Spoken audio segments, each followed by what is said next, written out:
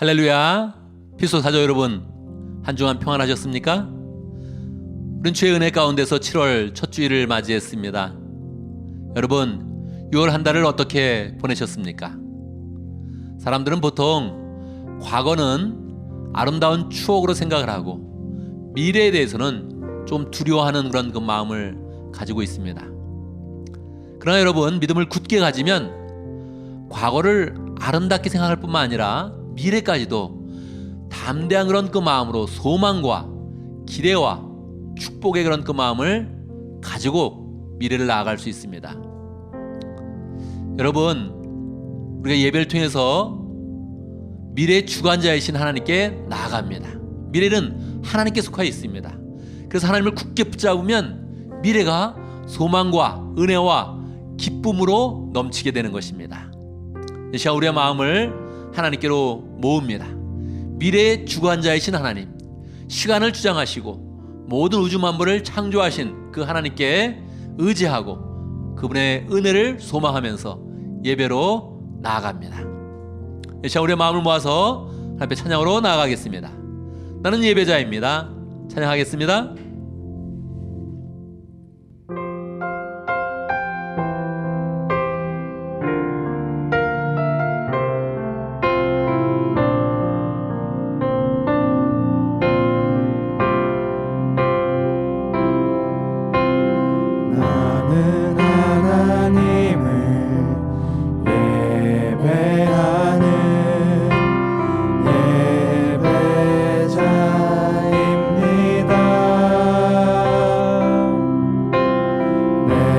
서 있는 곳 어디서나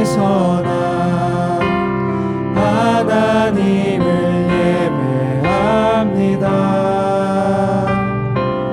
내 영혼 거룩한 은혜를 향하여 내 마음 완전한 하나님 향하여 이곳에서 바로 이 시간 하나님을 예배합니다.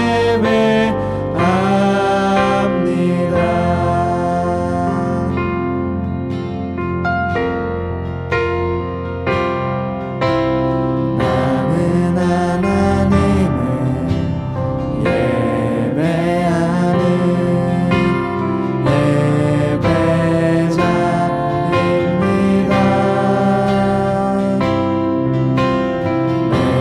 서 있는 곳 어디서나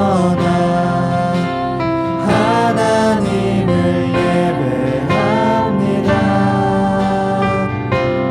내 영혼 거룩한 은혜를 향하여 내 마음 완전한 하나님 향하여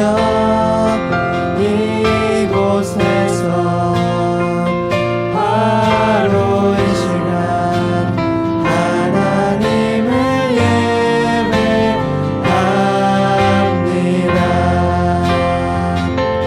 내 영혼 거룩한 은혜를 향하여 내 마음 완전한 하나님 향하여 이곳에서 바로 이 시간 하나님을 예배합니다. 아멘. 여러분, 시간 함께 기도합니다. 우리 인생을 주관하시고 특별히 미래를 주관하신 하나님 앞에 예배를 드리는 것 가운데 우리 인생에 소망이 가득하고 앞날에 기쁨과 은혜가 가득한 것을 예배를 통해서 확신할 수 있도록 하나님을 만나고 예수님의 사랑을 깨닫고 성령님의 인도함을 받는 복된 예배가 될 수 있도록 함께 기도합니다. 하나님 아버지 감사합니다. 주의 은혜를 찬양합니다. 주여 하나님 아버지 한 사람 지켜주시옵소서 하시는 하나님을 찬양합니다. 주여 주의 은혜 가운데서 하나님 주의 사랑이 넘치게 하옵소서. 주의 은혜를 넘치게 하옵소서. 하나님 한 사람 지켜주시옵소서.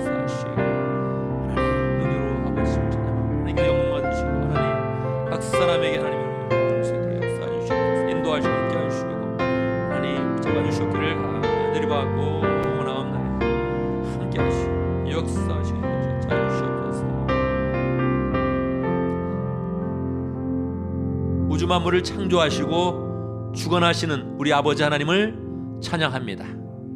특별히 우리의 인생을 한 사람 한 사람 인도해 주시고 미래까지도 주님의 손 가운데서 은혜 가운데서 지켜주시고 품어주시니 감사합니다. 이 시간 우리의 인생을 인도하시는 하나님 바라보며 예배로 나아갑니다. 축복하여 주시옵소서.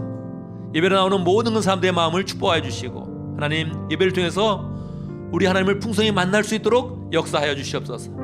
예배를 드리면서 우리 하나님을 느끼게 하여 주시고 우리 예수 그리스도를 보내신 그 은혜를 체험할 수 있도록 역사하여 주시고 예수님의 사랑을 깨닫는 그런 가운데 성령의 인도하심으로 성령 충만한 삶이 될 수 있도록 역사하여 주시옵소서.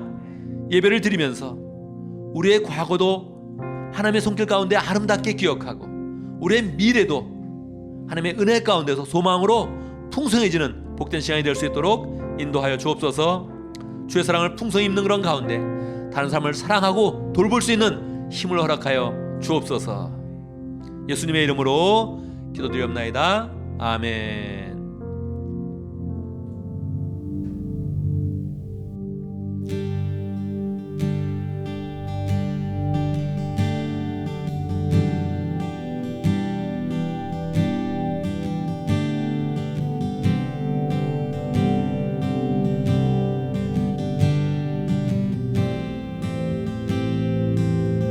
Jesus,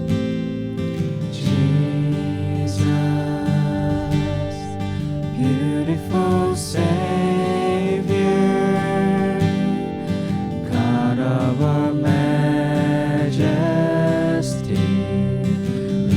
risen King, Lamb of God, holy and righteous, blessed Redeemer, bright morning star. All the heavens shout your praise. All creation bows to worship you. How wonderful, how beautiful, name above every name, exalted high. How wonderful, how beautiful, Jesus, your name above every name, Jesus.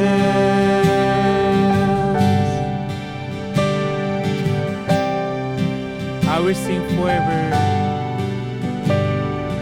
I will sing forever.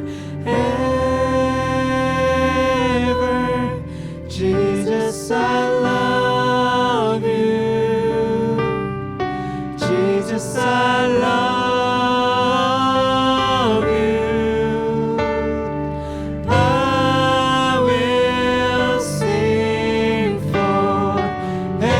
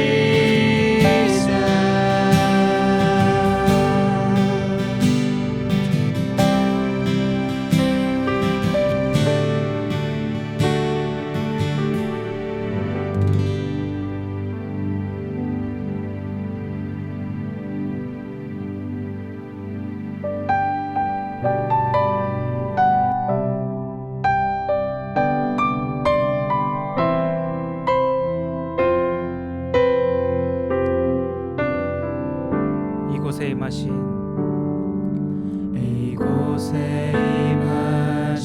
하나님 나라 가난한 마음으로 바라보리라.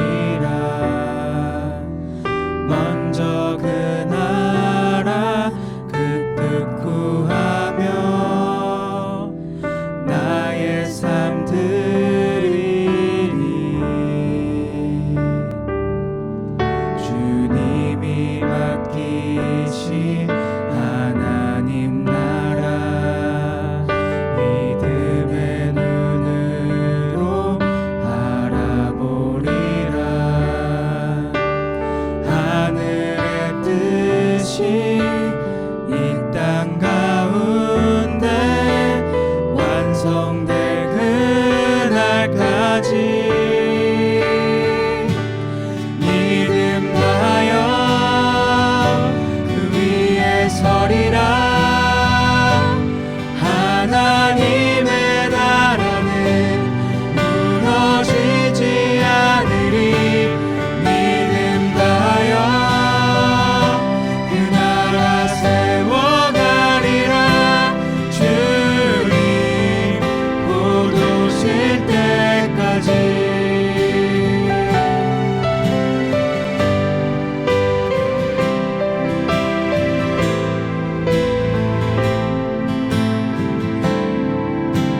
주님이 맡기신 하나님 나라 믿음의 눈으로 바라보리라. 하늘의 뜻이 이 땅 가운데 완성될 그날까지 믿음 다하여 그 위에 서리라. 하나님의 나라는 무너지지 않으리. 믿음 다하여 그 나라 세워가리라. 주님 곧 오실 때까지. 믿음 다하여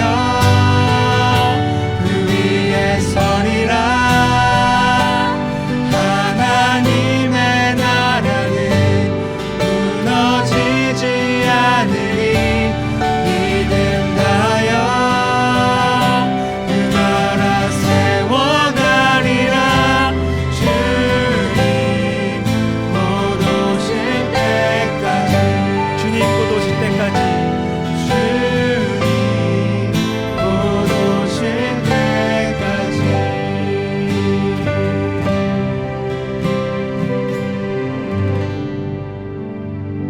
아멘, 아멘. 이 시간 함께 기도합니다. 세 가지 제목으로 기도하겠습니다. 감사와 회개와 간구의 기도입니다. 우리가 혼자 기도할 때보다 예배 때 기도하는 것은 하나님이 더 관심을 가지시고 세밀하게 응답하여 주십니다. 우리가 필요한 것 하나님께 구해야 되는데 그냥 구하는 것이 아니라 하나님의 은혜에 감사하고, 그리고 우리가 잘못한 것 회개할 때 하나님이 다시 우리가 간구를 하면 아버지가 되셔서 그 자녀에게 필요한 것을 공급하시듯 우리의 모든 기도에 응답하십니다. 우리가 함께 감사와 회개와 간구의 기도를 드리겠습니다. 기도합니다. 하나님 아버지 감사합니다. 주의 은혜 감사합니다. 주의 은혜 가운데서 달을 맞이하였습니다. 그런 주를 맞이했습니다. 감사합니다. 아버지 지켜주심을 감사하고 은혜 주심을 감사하고 보호하심을 감사하고 하나님 형주 아버지 인도하심을 감사합니다. 넘어지고 아버지 쓰러지는 그런 모든 상황 가운데서 그러심을 감사합니다. 하나님 채로지 못한 것을 용서하시고 무력한 것을 용서해 주시고 무능한 것을 용서해 주시고 하나님 하나님 못하는 것을 용서해 주시고 불쌍하게 해주시고 새롭게 해주시옵소서. 저희가 늘 나타나게 하시고 늘 나타나게 하시고 사람들 다 아버지 나타내는 그런 가운데 가정과 인의 그런 삶 가운데서 아버지 하나님의 은혜를 잘 나타낼 수 있도록 역사해 주시옵소서. 생명력 있는 아버지 삶을 나갈 수 있도록 역사하시려 받고 나옵니다. 오늘 지켜주시옵소서. 하나님 아버지 한 주 남았습니다. 주님 잘 공부하게 해주신 것들을 다 채우게 하여 주시고 하나님 은혜를 부어주시옵소서. 마음을 정하게 하여 주시고 하나님 주 앞에 은혜 받는 마음을 갖게 해주시고 품행을 갖게 하시고 하나님의 사랑으로 서서 아버지 하나님 예수님을 잘 도와주시옵소서. 미래를 주관하 주시옵소서. 그들을 지켜주시옵소서. 인도하시옵소서. 손을 지켜주시옵소서. 하시 함께 해주시옵소서. 자, 준비되게 하시고 내롭게 하시고 지혜롭게 하시고 하나님 주의 이런 그 마음으로 아버지를 잘 지킬 수 없어 하시옵기를 아버지가 하늘에 받고 나옵니다. 지혜롭게 해주시옵소서. 자, 정하게 하시고 하나님 은혜 가운데 세월 도와주시옵소서 하시며 하나님의 너희 가운데 세월 나갈 수 있도록 역사해 주시옵기를 아버지 내려받고 나옵니다. 주여 하나님 아버지 도와주시옵소서. 주여 하나님 도와주시옵소서. 함께 하시고 이를 주관하시옵소서 하시며 하나님 은혜 가운데 아버지의 모든 인생이 저절시 도와주시옵소서. 주여 아버지 불러 들어갈 수 역사하시 함께 해주시고 인도하시길 받고 나옵니다. 함께 해주시옵소서.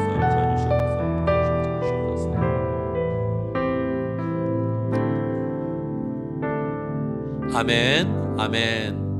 하나님은 영이시니 예배하는 자가 신령과 진정으로 예배할지니라. 아멘. 이 시간 사도신경으로의 신앙을 함께 고백하겠습니다. 천천히 한 목소리로 고백하겠습니다. 함께합니다. 나는 전능하신 아버지 하나님 천지의 창조주를 믿습니다. 나는 그의 유일하신 아들 우리 주 예수 그리스도를 믿습니다. 그는 성령으로 잉태되어 동정녀 마에게서 나시고 본디오 빌라도에게 고난을 받아 십자가에 못 박혀 죽으시고 장사된 지 사흘 만에 죽은 자 가운데서 다시 살아나셨으며 하늘에 오르시어 전능하신 아버지 하나님 우편에 앉아 계시다가 거기로부터 살아있는 자와 죽은 자를 심판하러 오십니다. 나는 성령을 믿으며 거룩한 공교회와 성도의 교제와 죄를 용서받는 것과 몸의 부활과 영생을 믿습니다. 아멘, 아멘.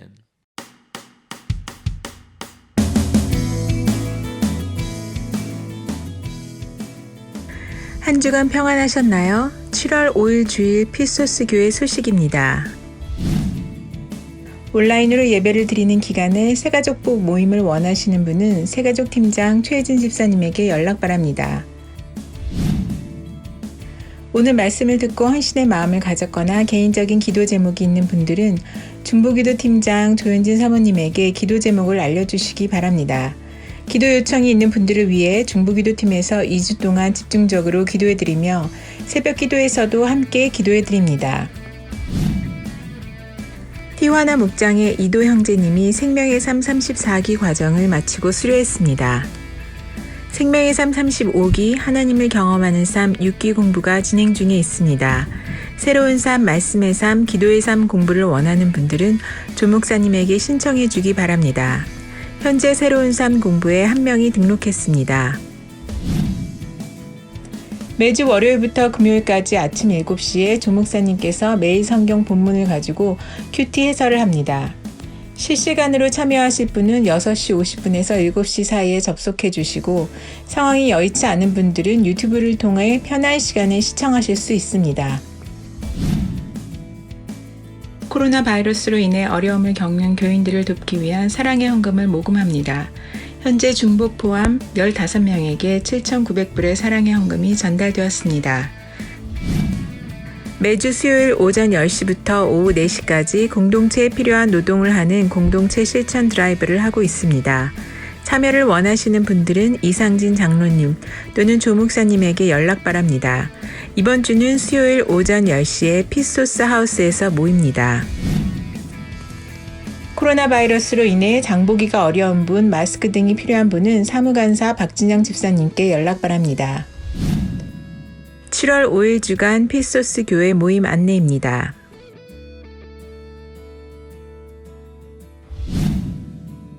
할렐루야. 오늘은 섬김의 리더십에 대해서 한마디 하겠습니다. 원래 가정교회는 가정교회 정신을 나타내려고 4가지 기둥을 이야기하고 있습니다. 그 4가지 기둥 중에 4번째, 이게 섬김의 리더십입니다. 섬김의 리더십이 무슨 뜻입니까? 우리가 높아지고자 하면, 리더십을 잘 가지고자 하면 섬김을 많이 해야 된다, 이런 뜻입니다. 지금 상황에서 섬기는 것이 쉽지 않죠. 다 따로따로 예배를 드리고 있으니 우리가 누구를 섬기는 것이 쉽지 않습니다. 그러나 섬기기 어려우기 때문에 우리가 이런 그 마음 가운데 그래, 내가 섬기는 삶을 살겠다 결심하면서 나가야 하는 것입니다. 우리 한 사람 한 사람이 더 다른 사람을 섬기려고 노력하면 모두가 리더십을 갖고 세상 사람들이 주목하고 우리 공동체는 더욱더 아름답게 변화될 것입니다. 여러분, 섬김의 리더십, 가정교회 네 번째 기둥인데 우리가 이 네 기둥 잘 세워가면서 가정교회를 더 아름답게 세워가고 우리 교회를 더 풍성하게 세워가는 복된 살기를 간절히 바랍니다.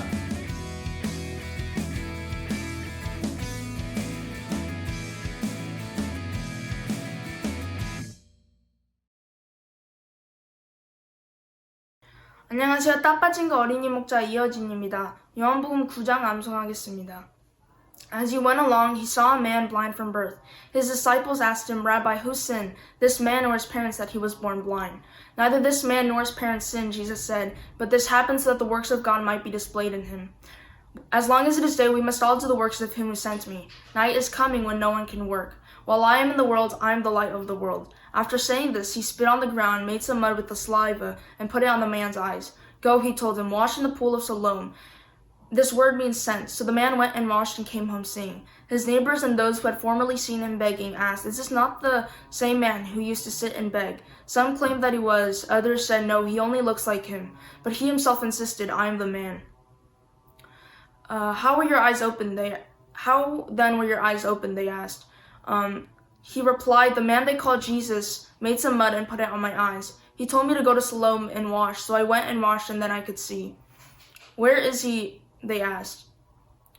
I don't know, he said. They brought to the Pharisees the man who had been blind. Now the day on which Jesus made the mud and opened the man's eyes was a Sabbath. Therefore the Pharisees also asked the man how he had received his sight. He put mud on my eyes, the man replied, and I washed, and now I see. Some of the Pharisees said, This man is not from God, for he does not keep the Sabbath. But others asked, How can a sinner perform such signs? So they were divided. Then they turned again to the blind man. What have you to say about him? It was your eyes he opened. The man replied, He is a prophet.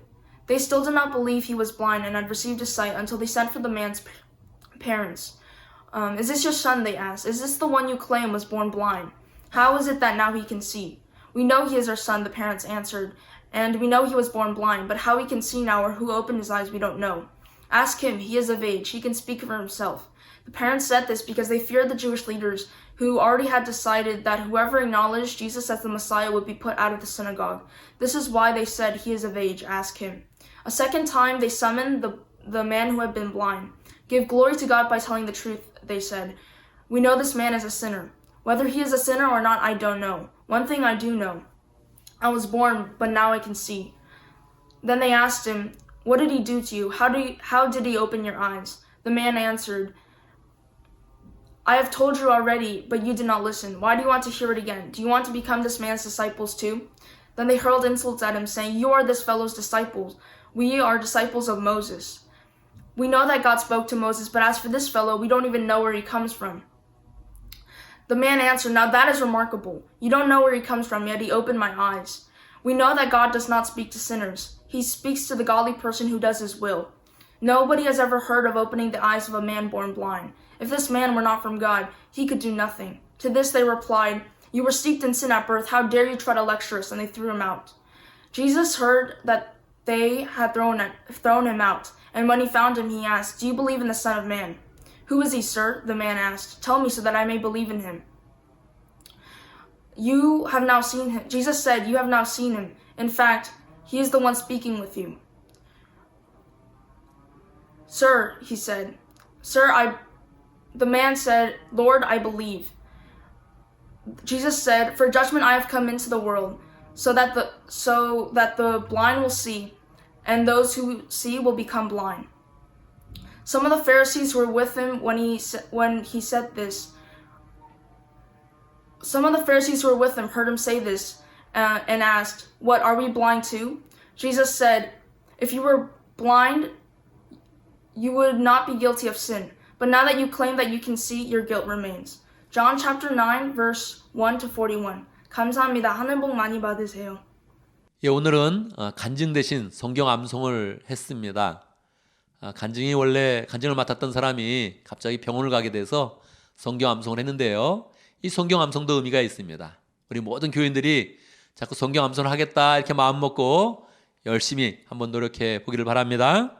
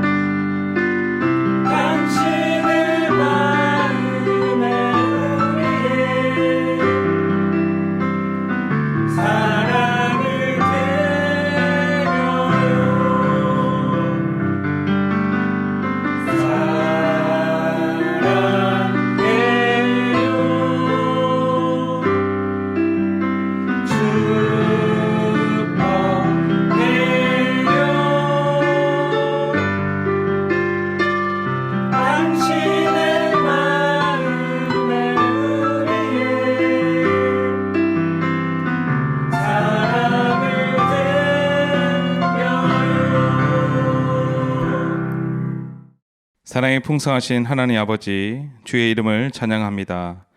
이 시간 주님께서 홀로 영광 받으시옵소서. 이 한 주도 우리로 안전하게 지켜주시고 평강을 허락하신 은혜를 찬양합니다. 코로나 팬데믹으로 모든 세상이 어지럽고 멈춰진 이 시간에도 교인들 한 명 한 명을 지켜주심을 감사드립니다. 이 한 주에도 주님께서 저에게 복 주신 축복 중에 10의 1조를 주님께 드립니다. 감사의 헌금을 드립니다. 사랑의 구제를 위해 헌금을 드립니다. 주님의 축복으로 주신 이 헌금이 쓰이는 곳마다 은혜가 있게 하시고 숨겨진 주님의 손길이 드러나게 하시어 간증이 생겨나게 하시고 어둠에 갇힌 영혼이 자유함을 얻게 하시옵소서. 드리는 손길마다 축복을 더하여 주시고 배우는 학교에서, 직장에서, 가정에서 늘 건강케 하여 주시고 주위의 사람들에게 칭찬을 받게 하여 주시며 하는 일마다 많은 열매를 맺게 하시옵소서. 늘 복 주시고 우리의 필요를 채우시며 고치시고 치유하시는 사랑의 하나님 감사드립니다. 이 시간 우리 주 예수 그리스도의 이름으로 기도합니다. 아멘. 예, 이렇게 봉헌송을 할 때마다 목장에서 봉헌송 하는 거 참 좋은 것 같습니다. 또 개인이 봉헌송을 하고 영상을 찍어서 보내도 되고요.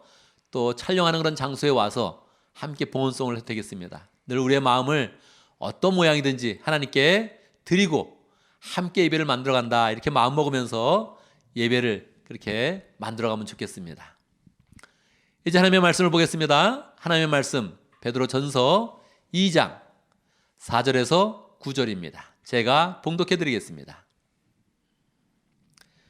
베드로전서 2장 4절. 주님께 나오십시오. 그는 사람에게는 버림을 받으셨으나 하나님께는 택하심을 받은 살아있는 귀한 돌입니다. 살아있는 돌과 같은 존재로서 여러분도 집 짓는 데 사용되어 신령한 집이 됩니다. 그래서 여러분은 예수 그리스도로 말미암아 하나님께서 기쁘게 받으실 신령한 제사를 드리는 거룩한 제사장이 되십니다. 성경에는 이런 말씀이 있습니다. 보아라, 내가 골라낸 귀한 모퉁이 돌 하나를 시온에 둔다. 그를 믿는 사람은 결코 부끄러움을 당하지 않을 것이다. 그러므로 이 돌은 믿는 사람들인 여러분에게는 귀한 것이지만 믿지 않는 사람들에게는 집 짓는 자들이 버렸으나 모퉁이의 머릿돌이 된 돌이요 또한 걸리는 돌과 넘어지게 하는 바위입니다. 그들이 걸려서 넘어지는 것은 말씀을 순종하지 않기 때문이며 또한 그렇게 되도록 정해 놓으셨기 때문입니다. 그러나 여러분은 택하심을 받은 족속이요 왕과 같은 제사장들이요 거룩한 민족이요 하나님의 소유가 된 백성입니다. 그래서 여러분을 어둠에서 불러내어 자기의 놀라운 빛 가운데로 인도하신 분의 업적을 여러분이 선포하는 것입니다. 아멘, 아멘. 우리 말씀을 듣기 전에 함께 기도합니다. 우리의 마음이 말씀 앞에 활짝 열릴 수 있도록 우리는 매주 하나님이 우리의 공동체 가운데 주시는 하나님의 말씀을 받는 것입니다. 이 말씀을 잘 받아야 우리의 삶이 평강하고 안정되고 은혜 가운데서 승리하는 삶이 됩니다. 말씀을 잘 받을 수 있도록 함께 우리의 마음을 열고 함께 기도합니다.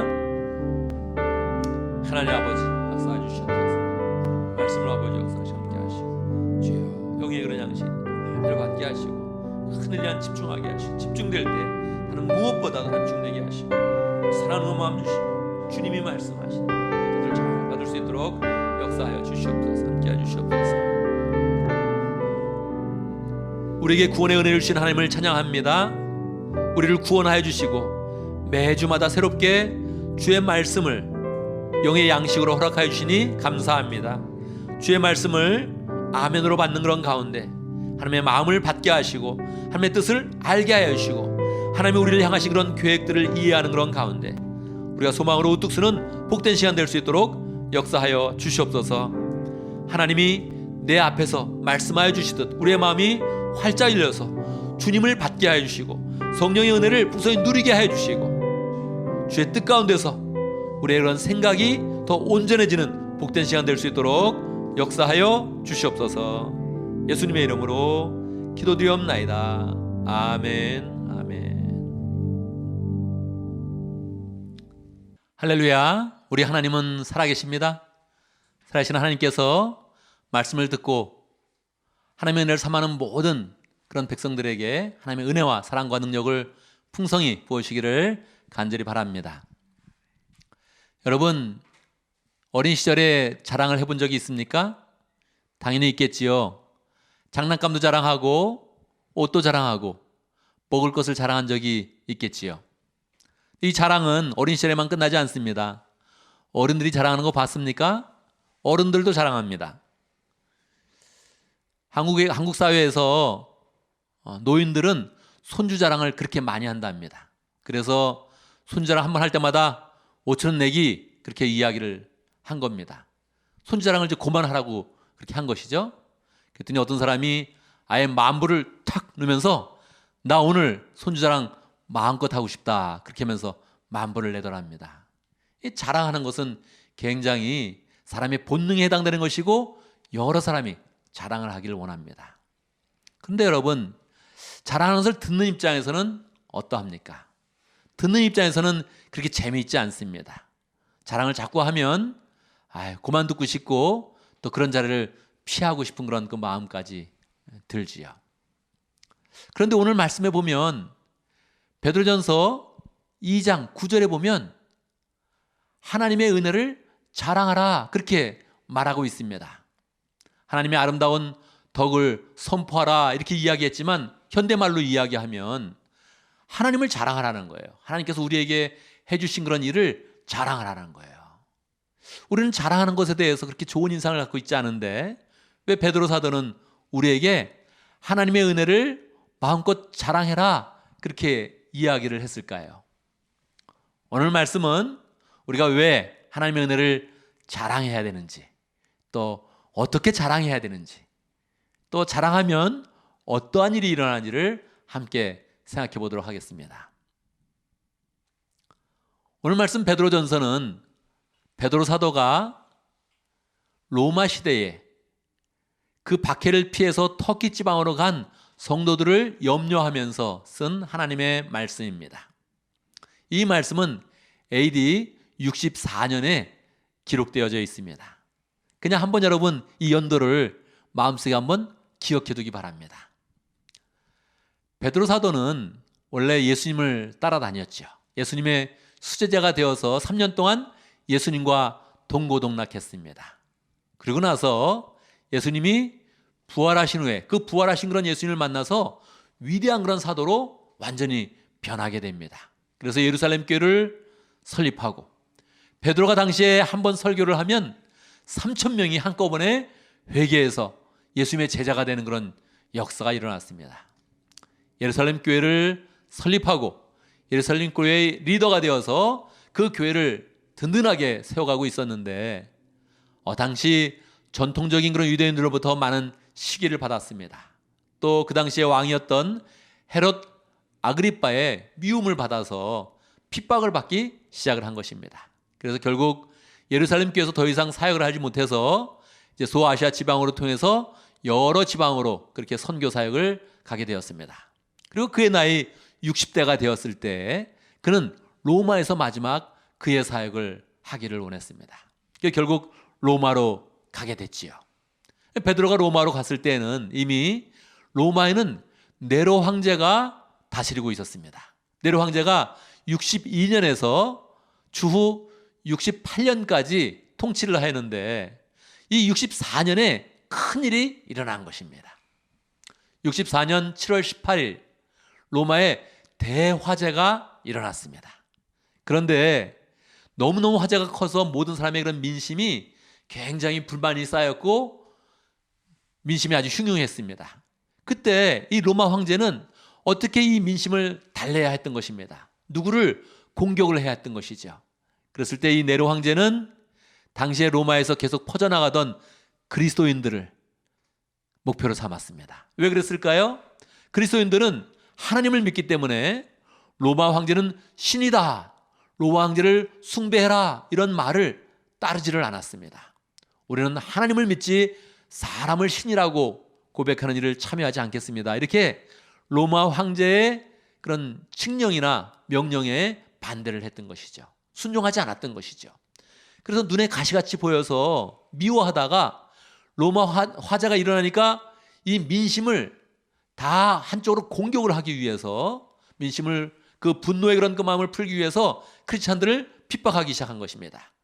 로마의 화재는 크리스찬들이 불을 냈다, 로마 정부에 불만을 품고서 방화를 했다, 이렇게 소문을 내면서 그들을 핍박하기 시작을 했습니다. 이 핍박이 심해져서 64년도에 사도 베드로도 죽게 되고요. 그리고 사도 바울도 이 네로의 그런 핍박에 죽게 되는 것입니다. 순교를 바로 앞두고 사도 베드로는 이 베드로 전서와 베드로 후서를 기록을 한 것입니다. 그러니까 큰 박해가 일어나기 전에 민심은 벌써 이 그리스도인들의 신경을 쓰면서 로마에서 계속 그리스도를 주목하면서 핍박이 시작됐던 것입니다. 그래서 많은 사람이 이미 떠났고, 그리고 박해가 심해질 때 멀리 떠나면서 터키 지방 그쪽까지 사람들이 피난을 가게 되었는데, 그 성도들을 기억하면서 사도 베드로가 그들에게 위로하는 그런 메시지를 준 것입니다. 여러분, 딴 일도 아니고 신앙 때문에 자기의 터전을 잃고 피난을 가게 된 그런 사람들, 핍박이 무서워서 지금 떨고 있는 그런 사람들에게 무엇으로 위로할 수 있겠습니까? 근데 집도 잃었고 고향도 잃었고 터전도 잃었고 신앙 때문에 계속 심한 박해를 받아야 되는 이 성도들을 향해서 어떻게 위로할 수 있겠습니까? 사도 베드로는 그들에게 예수 그리스도의 은혜를 굳게 붙잡으라고 했습니다. 세상을 따라가지 말고 세상의 문화를 쫓지 말고 하나님이 주시는 은혜, 예수 그리스도를 통해서 오는 그 은혜를 굳게 붙잡으면서 승리해라, 그렇게 말을 했습니다. 어떻게 승리할 수 있을까요? 사도 베드로는 구체적으로 예수님의 모습을 제시해 주는 겁니다. 예수님의 모습은 어떤 모습일까요? 사도 베드로는 예수님을 많이 보아왔습니다.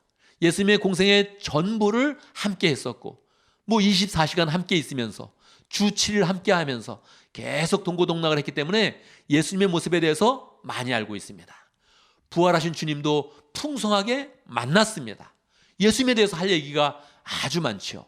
늘 베드로는 예수님을 설교하면서 위대한 그런 사도로 인정을 받았습니다. 예수님은 어떤 분이십니까?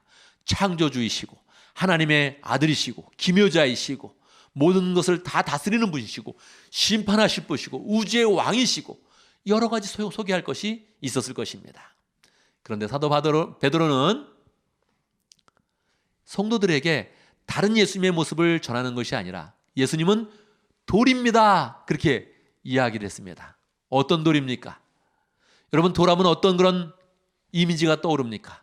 그냥 길바닥에 있는 돌, 지나가다 보는 그런 돌을 보면 여러분은 어떤 어떤 이미지를 갖게 됩니까? 돌을 주목해서 본 사람들은 별로 없을 것입니다. 돌이 귀하다 이렇게 생각하는 사람도 별로 없을 것입니다. 돌은 사람들에게 버림받고 무관심한 그런 존재입니다. 그런데 사람에게는 무관심하지만 하나님이 택하시고 살아있는 돌입니다, 그렇게 이야기를 한 것입니다. 많은 이미지 가운데, 예수님의 많은 특성들 가운데 다른 것은 다 이야기하지 않고 사도 베드로는 이 성도들에게 돌과 같은 예수님을 소개하는 것입니다. 왜 그랬을까요? 예수님은 사람에게 버림받았지만 모퉁이 돌이 되었다, 그렇게 이야기합니다. 건축자의 버린 돌이 귀한 그런 모퉁이 돌이 되어서 건축을 하는, 건축의 기초가 되는 그런 모퉁이 돌이 되었다, 이렇게 소개하고 있습니다. 베드로의 생각을 말하는 것이 아니라 예수님이 공생의 사역 동안에 인용했던 그런 그 말씀을 전하고 있는 것입니다. 예수님이 이 말씀을 인용했기 때문에 마태복음, 마가복음, 누가복음, 사도행전에는 건축자의 버린 돌이 모퉁이 돌이 되었다는 시편 118편의 말씀이 다 기록이 된 것입니다. 베드로의 생각을 말한 게 아니에요. 예수님이 직접 인용하셨고 구약 성경에 기록되어 있었던 그 모퉁이 돌을 이야기하는 것입니다. 왜 그럴까요? 성도들이 지금 처해 있는 그런 상황이 돌과 같은 그런 존재라는 것입니다.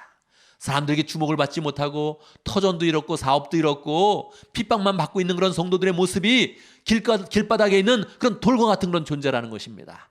그런데 그 모습이 마치 예수님과 동일하다는 거예요.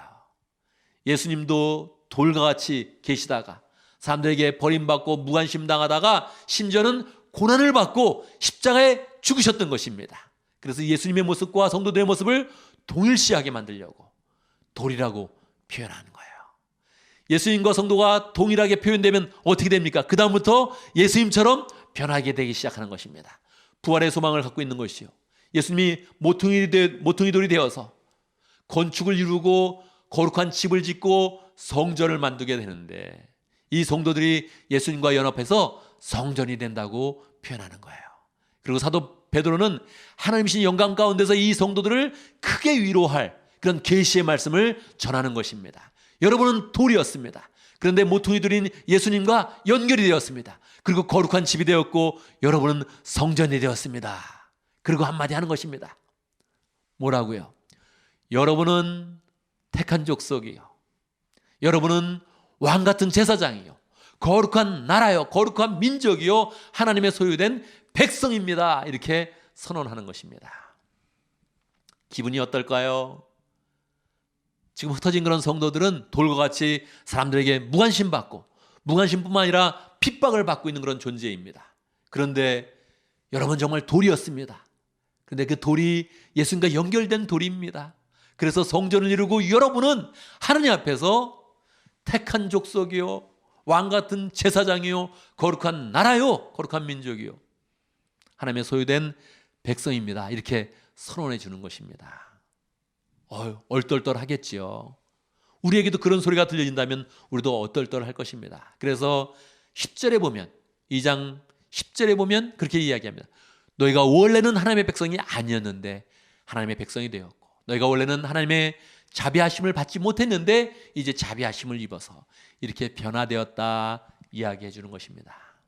사도 베드로는 예수님의 사역과 예수님의 그 은혜가 돌과 같은 그런 존재들에게 얼마나 풍성하게 부어지는 설명하면서 그들을 위로하는 것입니다. 그리고 마지막으로 한 가지 더, 그들이 이제는 너무나 감격스러운 하나님의 은혜를 입었으니 그 은혜를 자랑하라, 그렇게 이야기하는 것입니다. 하나님의 은혜를 선포해라, 그렇게 이야기하는 것입니다.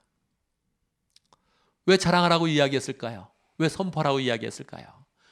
돌에 대해서 이야기하면 재미가 없겠죠. 그러나 돌이 거룩한 돌이 되고 성전이 되어지고 왕같은 제사장이 된 것을 이야기하면 사람들이 놀라는 것입니다. 특별히 그것이 내가 한 일이 아니라 하나님이 해주신 일입니다 하면서 하나님의 이름을 높이게 되면 그때 하나님의 영광이 나타나고 하나님의 은혜가 듣는 사람들에게까지 전해지는 것입니다. 자랑은 자기가 자기를 자랑하면 재미가 없는데, 자기가 하나님을 자랑하면 하나님께서 그 안에 함께 하시면서 말하는 사람과 듣는 사람이 다 은혜를 받게 하고 하나님의 은혜를 깊이 체험하면서 하나님을 더 사랑하는 존재로 나아가고 귀한 존재로 세우심을 입게 되는 것입니다. 그러니까 그렇게 하나님의 은혜 가운데서 변화된 것을 자랑해라. 이 세상의 문화에 휩쓸리지 말고 위축되지 말고 하나님의 은혜로 우뚝 서서 하나님의 은혜를 선포하고 자랑하라, 그렇게 이야기하는 것입니다. 여러분, 오늘 말씀에서 우리는 어떤 교훈을 받을 수 있겠습니까? 첫 번째, 성도는, 믿는 자들은 시련을 만난다는 것입니다. 하나님을 믿는 그런 자들, 시련을 만납니다. 이것을 우리는 그 마음 가운데 깊이 생각해야 됩니다. 원래 인생은 고해다, 그래서 인생에 어려움이 있다, 이런 것을 사람들이 다 인정을 하죠. 그런데 여러분, 성도는, 믿는 사람들은 보통의 사람들과 다르게 반드시 고난을 만납니다. 인생은 좀 어려운 것이고 대부분의 사람들은 고난을 받는데 성도는 반드시 어려움을 당한다는 것입니다. 왜 그렇습니까? 영적 근육을 위해서 그렇습니다. 사람이 운동하지 않으면 근육이 생기지 않습니다. 편한 걸 좋아한다고 가만히만 있으면 근육이 만들어지지 않는 것입니다. 하나님 우리에게 영적 근육을 만들어주어서 영적으로 풍성한 사람이 되기를 원합니다. 시험을 받을 때 그 시험을 이겨내면서 믿음으로 굳게 서면서 하나님의 은혜를 간절히 바라여서 하나님의 은혜가 주어져서 우리의 영혼이 하나님 앞에 온전한 그런 사람이 되기를 원하는 것입니다. 그래서 시험은 반드시 있다는 거예요. 사도 베드로도 그러하였고 사도 베드로가 그렇게 말씀을 전했던 그런 말씀을 듣는 모든 성도들도 그랬고 심지어는 예수님도 그랬다는 것입니다. 그래서 우리의 인생에 시련이 온다. 특별히 성도는, 믿는 자들은 반드시 시련을 만난다는 것을 우리가 기억을 해야 됩니다. 두 번째로 우리는 시련 가운데 믿음을 굳게 가지면 하나님의 은혜를 체험한다는 사실을 우리는 알아야 됩니다. 시험이 오는데 그 시험에서 우리가 믿음을 굳건히 해야 되는 것입니다. 시험은 반드시 우리의 그런 삶 가운데 필수 과정처럼 따라오는 것입니다. 선택 과정도 아니고 반드시 필수 과정으로 따라오게 되는데 그때 우리는 믿음을 굳게 하는 것입니다. 영적인 근육을 더 풍성하게 만드는 것입니다. 간절함으로 하나님을 굳게 붙잡는 것입니다. 예수 그리스도를 더욱더 깊이 사랑하는 것입니다. 그러면 예수님이 누렸던 그 은혜가 우리 가운데 자연스럽게 따라오는 것입니다. 시련을 받고 있는 그런 상태는 돌과 같이 되는 것입니다. 무관심해지고 멸시함을 받고 버림을 받는 것입니다. 사도 베드로에게 편지를 받았던 터키에 있었던 그런 성도들은 그러했습니다. 우리는 로마에서도 살지 못하고 믿음 때문에도 핍박받고 이 타향에 와서 이것이 무엇이냐, 앞으로는 믿음 생활을 더 해야 되는데 우리에게는 시험밖에 없다, 그렇게 느꼈지만 그 가운데 예수님을 굳게 붙잡으니까 왕같은 제사장으로 우뚝 서서 그들이 정말 영적인 근육이 너무너무 풍성해서 세계에게 복음을 전하는 그런 위대한 그런 하나님의 백성이 되었던 것입니다. 고난을 많이 당했기 때문에 그 당시에 시대를 뛰어넘어 지역을 뛰어넘어 하나님의 복음을 더 풍성하게 전하는 위대한 그런 성도가 되었던 것입니다. 베드로 사도가 여러분 택한 족속이요 왕같은 제사장이요 거룩한 나라라고 그렇게 이야기를 해주었는데 그것을 정말 다 온전히 누리게 된 것입니다. 믿음을 굳게 잡으니까 그 믿음을 굳게 잡으니까 시련 가운데서 정말로 믿음이 더 강해져서 이 세상을 온전히 덮는 그런 복음의 그런 증인들이 되었던 것입니다. 우리는 어려움을 당황하지 말고 그때 믿음을 더 키워서 영적인 근육을 더 풍성하게 만들어서 하나님은 우리를 더 세워주시고 인도해 주시고 풍성케 하는 그 수준으로 나가야 하는 것입니다. 왕 같은 제사장이 되어야 되는 것입니다. 세 번째로 하나님의 은혜를 자랑하는 것이 우리 인생의 목표라는 것입니다. 나는 왕 같은 제사장이 되었다 이렇게 멈추는 것이 아닙니다. 사도 베드로는 성도들에게 확실하게 이야기합니다. 여러분은 변화되었습니다. 아름답게 귀하게 변화되었습니다. 버림받은 돌과 같은 그런 존재였는데 여러분 이제는 거룩한 그런 나라가 되었습니다. 왕과 같은 제사장이 되었습니다. 하나님의 소유된 백성이 되었습니다. 여러분 택한 족속이 되었습니다. 그렇게 이야기해 주는 것이죠. 그것을 듣고만 하고서 가만히 있으면 어떻게 되겠습니까? 신진대사라는 것이 무엇입니까? 하나가 들어왔으면 옛 것은 버리고 새로운 것을 계속 받아들여야 되는 것이죠. 자라는 것이 우리의 영혼의 신진대사를 활발하게 만드는 것입니다. 더 풍성하게 하나님의 것을 받는 것입니다. 선포하는 것이 하나님의 것을 새롭게 받을 준비를 하는 것입니다. 자랑해야 되죠. 자랑. 하나님을 자랑하면 하나님이 기뻐하십니다. 우리가 우리를 자랑하면 쑥스러운 것인데 우리가 하나님을 자랑하면 하나님이 기뻐하시는 그런 가운데 풍성하게 그 은혜를 나타내시면서 하나님이 영광 가운데 우리를 다 불러주셔서 우리도 하나님의 영광 가운데 있게 해주는 것입니다. 여러분 이 말씀을 우리의 그런 삶 가운데 어떻게 적용할 수 있겠습니까? 여러분 인생의 시련을 담대하게 이겨내야 됩니다. 우리는 인생 가운데 시련이 다가오고 있습니다. 인생에 다가오는 그런 시련이 어떤 과정이라고요? 믿지 않는 그런 사람들에게는 여러분 그것이 선택 과정이 될 수 있습니다. 그런데 이상하게 믿는 사람들에게는 그것이 선택 과정이 아니고 필수 과정이 되는 것입니다. 나에게 시련은 필수 과정이다. 이걸 생각해 둬야 됩니다. 그래서 그것을 마음의 준비를 딱 해야 되는 것입니다. 여러분 지난 6월 달을 어떻게 보내셨습니까? 여러분 2019년을 어떻게 보내셨습니까? 어려우셨습니까? 어려웠겠죠. 그러나 대부분 사람들은 있습니다. 그냥 지난 과거를 좀씩 잊는 거죠. 그걸 만약에 잊지 못하고 그 어려움을 계속 품고 있으면 그게 마음의 상처로 남게 되는 것이죠. 그것을 더 억울하다고 느끼면 우울증까지 가게 되는 것이지요. 그래서 미리 마음을 준비해야 됩니다. 이것은 우리가 원래 와야 할 것이다. 억울하게 온 것이 아니라 와야 할 것이다. 반드시 와야 한다. 이것이 와야 나는 영적으로 성장한다. 어느 정도요? 왕 같은 제사장이 될 것이다. 거룩한 나라가 될 것이다. 하나님의 계획이라는 거예요. 그래서 우리가 이런 마음 가운데 담대함을 가져야 됩니다. 어려움을 이상히 여기면 안 되는 것입니다. 코로나 바이러스 잘 됐다 그냥 생각하는 것입니다. 이미 어려움이 왔으니까, 우리 개인의 삶 가운데, 경제 가운데, 직장 가운데, 사업 가운데 어려움이 왔으니까, 그래, 이 어려움 때문에 우리의 영혼은 더욱더 풍성해질 것이며 하나님을 더욱더 사랑할 것이며 우리의 마음 가운데 간절함이 생길 것이다. 그러고서 그것을 받아들여야 됩니다. 그냥 담대하게 받아들이는 것입니다. 어려우면 어려울수록 우리는 더 성장할 것이요, 더 하나님의 세밀한 은혜를 받을 것입니다. 그래서 우리는 담대하게 그것을 이겨내야 하는 것입니다.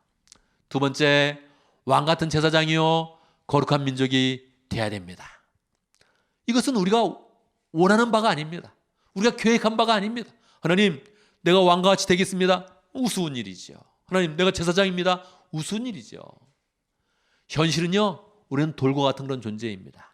그런데 하나님이 우리에게 말씀해 주는 거예요. 내가 너를 왕과 같은 제사장으로 만들어 주겠다. 너희가 전에는 내 백성도 아니었는데 이제는 내 백성이요 사랑을 입은 자요 왕과 같은 제사장이다. 거룩한 나라다. 이렇게 말씀해 주시는 것입니다. 그래서 우리는 그것을 살아내야 되는 것입니다. 이 삶 가운데 살아내야 되는 것입니다. 생활 가운데 하나님이 나를 왕과 같은 제사장으로 말하시는데 내가 그것을 잘 이루어내야지 그렇게 하고 살아내야 되는 것입니다. 어떻게 살아낼 수 있습니까? 왕과 같은 제사장이라는 것은 내가 고귀한 자지만 제사장으로서 다른 사람을 구원으로 이끌어준다는 것입니다. 다른 사람을 하나님 앞으로 이끌어준다는 것입니다. 능력 있는 그런 모습으로 이끌어준다는 것입니다. 여러분, 사람이 이렇게 행복한 그런 호르몬이 나오려면, 행복을 느끼는 호르몬이 나오려면 보통 두 가지를 잘해야 된답니다. 뭐겠습니까? 아주 단순하게 잘 먹고 음식 섭취를 잘하고 그 다음에 잘 자는 거예요. 그러면 몸 가운데 자연스럽게 행복하게 만드는 활력의 에너지를 주는 그런 호르몬이 나온답니다. 근데 비밀이 또 하나 있는데, 여러분, 행복하게 만드는 호르몬이 섬길 때도 나온다는 거예요. 이게 사람들이 이상하게 보는 거예요. 잘 먹었을 때, 잘 쉬면서 잠을 잤을 때 그 호르몬이 나오는데, 사람이 섬길 때도, 다른 사람을 막 봉사하고 애쓰고 섬길 때 이게 나온다는 거예요. 근데 이건 참 묘하게 섬기는 사람도 나오지만 섬기는 걸 보는 사람도, 받는 사람도 다 같이 느낀다는 거예요. 여러분, 그런 거 느낀 적 있어요? 막 희생하는 사람을 이렇게 볼 때 감동이 되면서 마음이 순화되는 걸 느낀 적이 있습니까? 그런 거예요. 왕 같은 제사장이 되는 것은 우리의 삶 가운데 섬김의 그런 그 마음을 더 많이 가져서 다른 사람을 세워주고 하나님 앞으로 인도하고 복음으로 역사하게 하는 거예요. 그런 마음을 갖고서 우리의 삶 가운데 살아내야 하는 것입니다. 마지막으로 우리는 주님의 은혜를 찬양하고 선포하는 그런 삶을 살아야 합니다. 주님의 은혜를 찬양해야 돼요. 우리의 그런 본능 가운데서는 자랑하고 싶은 마음이 있잖아요. 자랑해야 되거든요. 이 자랑을 안 하면 재미가 없는 거예요. 근데 날 자랑해버리면 사람들이 그렇게 잘 받아주지 않아요. 내 얼굴 잘생긴 것 같지 않아? 이렇게 말하고 누가 좋아하겠어요? 나 멋있지 않아? 누가 좋아하겠어요? 나 멋있는 삶을 살고 있다? 누가 그 얘기를 잘 들어주겠어요? 우리는 자랑해야 되는데 무엇을 자랑합니까? 하나님을 자랑하는 것이 여러분 인생의 목표인 것입니다. 자랑해야 되는 것이 아니고 이것이 인생의 목표라는 거예요. 왜?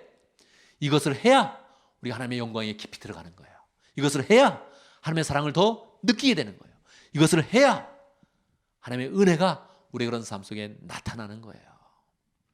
여러분도 가진 인생의 목표가 있습니까? 있겠지요. 그걸 성취하려고 노력해 보세요. 열심히 해보세요. 그것도 재미있는 일이죠. 그러나 다른 사람을 감동시키는 목표가 되지 못합니다. 그러나 내가 하나님께 영광을 돌리겠다 이렇게 마음을 먹으면 그것은 그 자체가 나에게 큰 동기부여를 해주면서 내가 그것을 하고 있으면 다른 사람이 나를 볼 때 그것이 은혜가 되고 감동이 되고 기쁨이 된다는 거예요. 그래서 우리는 기쁜 마음으로 하나님의 은혜. 돌과 같은 나를 거룩한 그런 나라로 만들고 왕 같은 제사장으로 만들어 주신 그 하나님의 은혜를 선포해야, 자랑해야 우리의 그런 삶이 기쁨으로, 평강으로 열매 맺는다는 것입니다. 여러분, 우리는 자랑하는 그런 존재입니다. 자랑해야 되는데 무엇을 자랑합니까? 사도 베드로는 하나님의 은혜를 자랑하라, 그렇게 말씀하고 있습니다. 이 말씀을 우리의 그런 삶 가운데 온전히 실천하면서 하나님도 좋아하시고, 우리가 하나님을 자랑하니까 하나님이 좋아하시고, 하나님의 은혜를 내려주시고, 예수님의 그런 사랑이 우리 가운데 풍성하고 성령의 은혜와 은사가 풍성한 복된 그런 인생 되기를 간절히 바랍니다. 아멘. 아멘. 우리 함께 기도하겠습니다. 말씀을 기억하면서 기도합니다. 하나님, 내가 헛된 것을 자랑하려고 했습니다.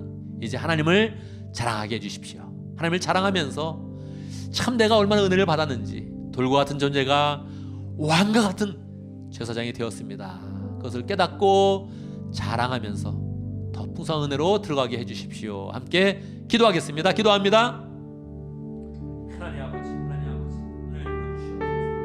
능력을 베풀어주시옵소서. 하나님 아버지, 주님께서 우리를 주여, 하나님 아버지, 왕과 같은 세상을 살았는데, 거룩한 나라를 살았는데 무엇이 간단한 이렇게 은혜를 베푸십니까? 오늘 통해서 아버지 승리하신 예수 그리스도의 은혜인데, 하나님 그 은혜를 잘 누리게 해주시고, 세상 가운데서 아버지 누리게 하시고, 역사하게 하시고, 함께 하시긴 도와주시고, 아버지 붙잡아 주시옵기를 간절히 받고 나옵나이다. 주여, 하나님 아버지 도와주시옵소서. 주여, 아버지 도와주시 역사 함께하시고, 아버지 인도하시 함께 해주시고, 주여 내가 다 찾으시옵기를 하나님 아버지 내려받고 나옵니다. 주여, 아버지 역사 함께 해주시고, 주의 능력과 다 찾으시옵기를 간절히 받고 나옵나이다. 하나님 아버지가 찾으시옵소서.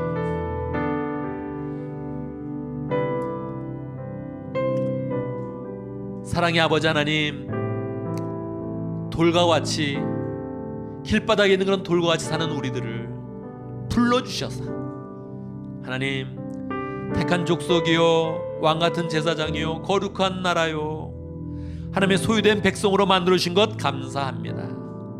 원래 우리가 받아야 될 그런 은혜가 아니라 예수님이 고난받으시면서 우리를 위해 죽으시고 부활하셔서 우리에게 주신 그 권능과 은혜와 영광인데, 하나님, 우리가 그것을 잘 느끼는 그런 가운데 하나님의 은혜를 마음껏 자랑하는 복된 삶 살 수 있도록 역사하여 주시옵소서. 내 것을 자랑하다가 부끄러움을 당하지 않게 해주시고, 하나님을 자랑하면서 듣는 사람과 보는 모든 사람들이 다 은혜 받고 기뻐하고 함께 감사하는 복된 그런 인생을 살 수 있도록 역사하여 주시옵소서. 예수님의 이름으로 기도드리옵나이다. 아멘. 아멘. 이제 축복성 함께 헌신의 찬양을 부르겠습니다. 다 같이 일어나서 함께 찬양합니다. 축복성의 2절의 가사는 그렇게 이야기하면, 너는 택한 족속이요, 왕같은 제사장이다 하면서 오늘의 말씀을 그대로 그렇게 가사로 만들었습니다. 1절을 부르고 2절을 부르면서 더 말씀의 은혜로 깊이 들어갑니다. 함께 찬양하겠습니다.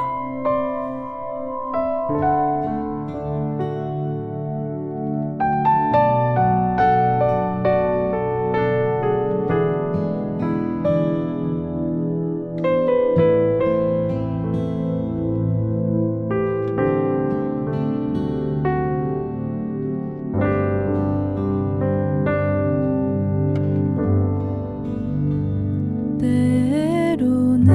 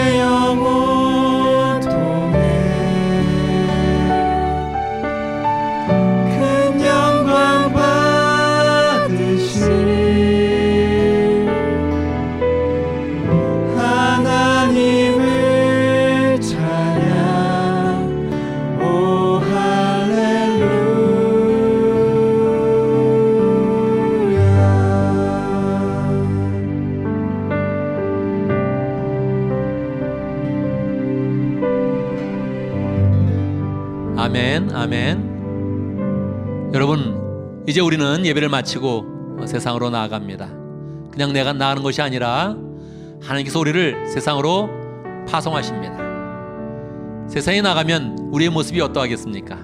오늘 말씀에 의하면 돌과 같이 사람들은 무관심하고 또 심지어는 버림받는 그런 존재가 되는 것이지요.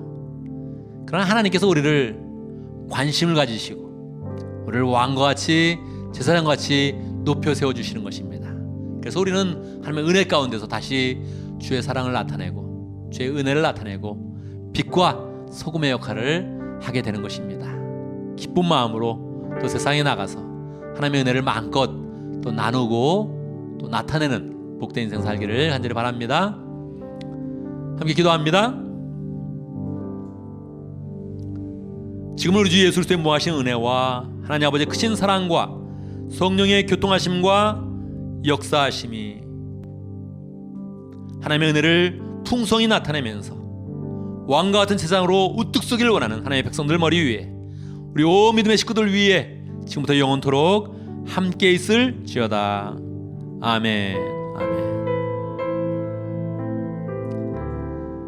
여러분, 한 주간 또 왕과 같은 제사장으로 우뚝 서서 승리하는 복된 삶 살기를 간절히 바랍니다.